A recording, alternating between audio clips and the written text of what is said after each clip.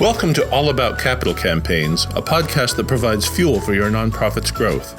Each week, hosts Andrea Kihlstedt and Amy Eisenstein, co-founders of the Capital Campaign Toolkit, provide practical tips about raising more money for your nonprofit organization. The Capital Campaign Toolkit is a support system for nonprofit leaders who are running capital campaigns.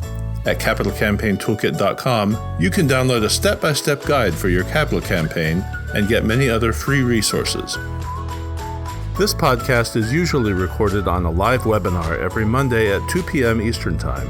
You can join the live sessions and get your questions answered by signing up today at toolkittalks.com. But this special summer edition is a conversation that Amy and Andrea thought you'd especially enjoy while the webinars are on the break. Enjoy this special summer edition of this podcast.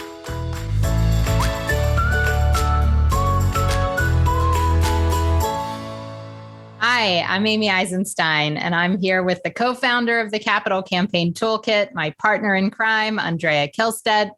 In today's podcast, Andrea and I are going to talk with you about those all-important top 50 prospects, which really are going to make or break your campaign. And if you've heard us before, you know that we believe that a very few donors at the top of your gift chart, your campaign pyramid, whatever you want to call it, are going to make or break your campaign. So let's get into how to find, identify, and prioritize those top 50 prospects. Andrea, what do you want to say about this very important topic? Well, I want to start by saying that my mentor in this business, when I was very young in this business, I had a wonderful mentor. And he said to me, probably in my first year or two in this business, he said, you know, Andrea, I can always tell if a development director knows what they're doing.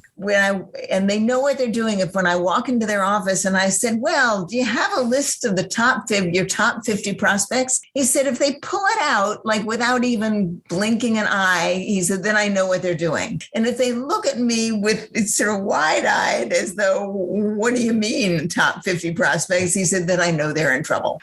So my belief about the importance of this goes way back in my fundraising career. And this whole long career of mine has only deepened and justified that belief. The top 50 prospects are everything. And if you know who they are, if you find out who they are, if you can list them and identify them, you are going to be successful. You are going to do well. Now, the question, Amy, is how do you go about doing that? And before we get into how you go about finding, identifying, and prioritizing those top 50, I do want to acknowledge that there is a time and place in fundraising and even in capital campaigns for broad-based support, for the community to chip in and pitch in at whatever levels they can. But that's not where you start your campaign. And that, really, if you do the math, there is no way to get to your campaign goal, whether it's $1 million or $100 million, with $50 gifts. There just aren't enough donors in your community, and you could never be successful that way. The fundraising math doesn't work. So we do need to start. And, some people are upset about this concept because it's elitist and top heavy and only focusing on the wealthy. But that is the way that these big campaigns work and are successful. And then you will get to the broad base of support. You will do your grassroots style fundraising later on in the campaign. But let's start with those top 50 prospects. All right, Andrea, what's the first thing they need to do? Well, I think a great many development directors, people who have been in their organizations for quite a while, can simply open up a page and sit down and off the top of their heads, write down the names of the people they know who should be in that list. Right? If you've been doing anything in this business, you probably know at least 5 or 10 or 15 of those people. These are going to be people who have given to your organization generously for a long time. These are going to be people who have extended themselves in one way and another to your organization, who are your closest friends and who have been willing to give at pretty significant levels over a consistent period of time. And those are going to be the mainstays of your top 50 list. But they're not the only people on your top 50 list, right? Yeah. So I think you're right. You're going to first look to your most loyal and largest donors. I also like to look at loyal donors who are a few levels down. So who has been flying under the radar that have been giving $100 a year for 10 years? You're really loyal donors. Maybe they haven't given more because you've never asked. There is an opportunity here to talk to some of those biggest donors that you already have and ask who else in the community might be really interested in your mission or your cause or your project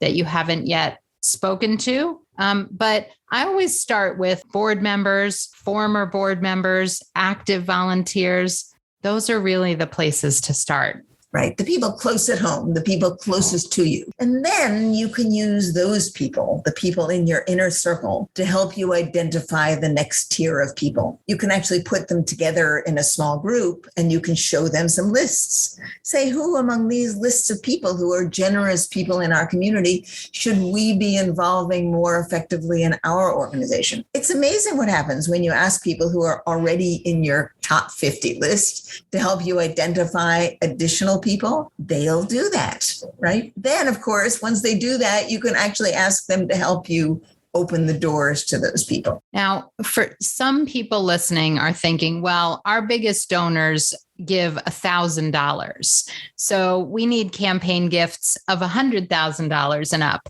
So we don't have any of those donors. But the reality is that frequently $1,000 donors for campaigns give 10 or 100 times what they have been giving to your annual fund because they dig deep for a project like this. They use assets to make gifts. They go into stock accounts and retirement accounts or use property or other types of assets to make these gifts. And they're not just writing a check for $1,000. So don't worry too much yet if you don't have people making very big gifts to your organizations. We do see organizations on a regular basis succeed with those types of donor lists. You know, lots of people will come to us and say, but we don't have any big donors. We say, okay, wait a minute, let's take a deeper dive. So are we going to talk about research and wealth screening, Andrea? Sure. I mean, as Amy knows, I have mixed feelings about wealth screening, but you should avail yourself of the expertise that is out there, and you can have your list evaluated by a company that does wealth screening, and they may well highlight for you people who have been flying under the radar, as Amy says, in your organization, but who have significant capacity and who may have given large gifts to other organizations. It will be helpful for you to know that. And if that's the case, you should know it. Then, of course, once you've identified those people who you didn't realize were potential large gift prospects, then you can take those names to the people who are close to you and say, okay, who knows these people? How should we be going about building a relationship with them, right? Just because someone shows up on that list doesn't mean you're going to ask them for money the next day. Now the process of finding out who they are and why they give to you at a low level, why they give to you at all is going to be important. Inviting them in to get acquainted, finding out who else in your organization has a relationship with them. So it is important to do what you can to mine your entire list for the people who might be large on that top 50 list, and you just haven't identified them yet. So when we think about a top 50 list, often people will come to us and say, well, we don't have any donors or big donors, so let's look sort of out there. And, we've already talked about looking at your inner circle first. So 40 of the people need to be current donors to your organization, people who are involved in some way, who give. Hopefully a few of them at least are board members, maybe volunteers, but these are your biggest donors, your most loyal donors. Then you might have space for 10 on this list of 50 of other people in the community who you have reason to believe might realistically get involved in your cause for this one-time special project. Maybe they aren't donors yet, but they are philanthropists in the community. And for this type of special project, they might get involved. How much value you can put in that until you've spoken with them the first time is limited. But, if you think that half of your list is going to come from outside, you need to go back and take a deeper dive into those that are already supporting your organization. Amy, it's interesting. We talk about a top 50 list, but if you look at the capital campaign gift range chart for any campaign, the bulk of the campaign, more than 50% often comes from 20 gifts, let's say 15 or 20 gifts, not 50 gifts. So why do we have 50 gifts, right? Why do we talk about 50 gifts? Well, 50 prospects. Well, we're talking about 50 prospects, 50 right? Prospects, exactly. Yes, we're talking about 50 prospects because you should always, of course, start by looking inside, but you should always be looking outside as well. And as Amy said, of some of those people you're looking at outside, some of them aren't going to be interested in you at all. Some of them are going to be, but it's an important process. So you should always be working on building a larger list than the top 20, than the people who will actually end up giving you the top 20 gifts for your campaign. Right. You need at least 2 to 3 prospects for every gift that you need for your campaign. So while we're looking for a top 20 gifts to get you halfway to your goal or more, you're going to start with a list of 50 prospective donors. And some of them will give at lower levels. A few of them won't give at all. Most of them hopefully will give something, and some of them will give the biggest gifts that you need for your campaign. I think that's the critical takeaway. Anything else? Yeah, I started this with a story about my mentor in this business who thought it was so important that people be able to identify their top 50 gifts. Let me end it with a story too. And years ago, I worked with someone who was the head fundraiser for a hospital. And just out of curiosity, his name was Jay. He's long gone. But I said to him, Jay, do you know who your top 50 donors are? Right? I was testing him. I was trying this out. Right? Well, Jay pulled out what at the time, I don't know what he had what was called then a filofax, some kind of a book, a date booky kind of thing. Right. And he turned to the end of it. I was so impressed with this. He turned to the end of it. And in a page in the end of that book, he had his top 50 donor list. And on that top 50 donor list, he had for each person their birthdays, the name of their spouses, the names of their children, other information that he would want. And every day he would review that list in the back of his date book. Wow. So that he would know how to reach out to them. I mean, it was a fundamental way in which he ran not just his development work, but he ran his life in development. He was, as you might imagine, incredibly successful. That is an impressive story and a great reminder of how we should be. And I think that those 2 stories, but remember, we'll be testing you when you call us. We want to know, do you have a sense of who your top 50 prospects are?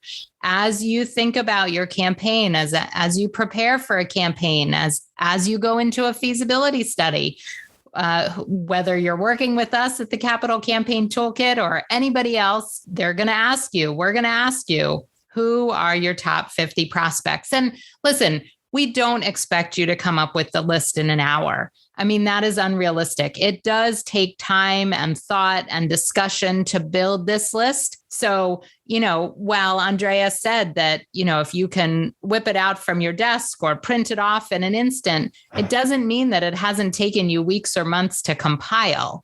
And so I don't want you to think that in the next hour, you need to be compiling your top list of 50 prospects. You're going to meet with people. You're going to meet with committees. You're going to discuss your donors. You're going to think about it. You're going to cross-check it against your donor research and your prospect research and your wealth screening. You're going to review your lists with committees to come up with your top 50 prospects. So this isn't something that happens in 15 minutes or an hour, but you should have a list of your top 50 prospects. Amy, as you were talking about that, I just want to say that while we talk about a top 50 list, what we're really talking about is a practice, an ongoing practice, because that top 50 list is not static. right? It's going to change. People are going to come onto it. People are going to go off it. People are going to move out of the community. They're going to die. They're going to, all kinds of things are going to happen. This is not a static once and done list. So it's really a development practice that if you are in this business, staying on top of developing, asking people for help, creating the list of the donors who are going to be most important to your organization is something that should be top of mind, as it was for my friend Jay long ago at his hospital. And the top 50 is just a shorthand way of talking about that kind of practice. Excellent, which is an important practice if you're going into a capital campaign, especially. So, Andrea, thank you for those stories and sharing your wisdom as always. For those of you that are listening, if you want to learn even more about identifying your top prospects, we do have lots of free resources and blog posts on this topic on the Capital Campaign Toolkit website. I hope you'll visit the website for looking for more resources and information. And if you are getting ready for a campaign and want help developing your top 50 list or your campaign plan and strategy, I hope you'll sign up for a free strategy session to see if we might be able to help you with your campaign. Thanks for joining us, and we'll see you next week. Bye for now.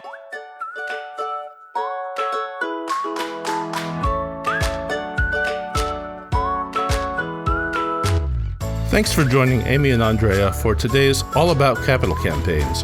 To learn more about them and their work together, go to capitalcampaigntoolkit.com. This podcast is recorded on a live webinar every Monday at 2 p.m. Eastern Time. You can join the live sessions and get your questions answered by signing up today at toolkittalks.com. And please like, rate, and review us on your favorite podcasting platform.